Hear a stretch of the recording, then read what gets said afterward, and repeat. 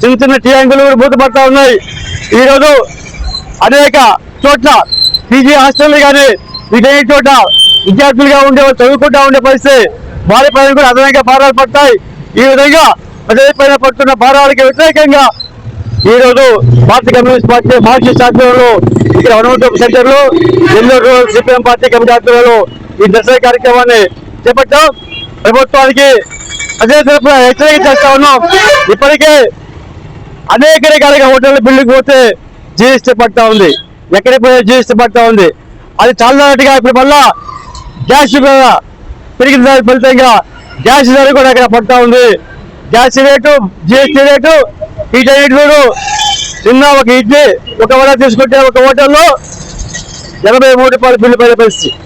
దాంట్లో గ్యాస్ ధర కూడా కలిపారు. ఈ రోజు పరిస్థితి చూసామంటే ఇంకా పెరుగుతూ ఉంటాయి.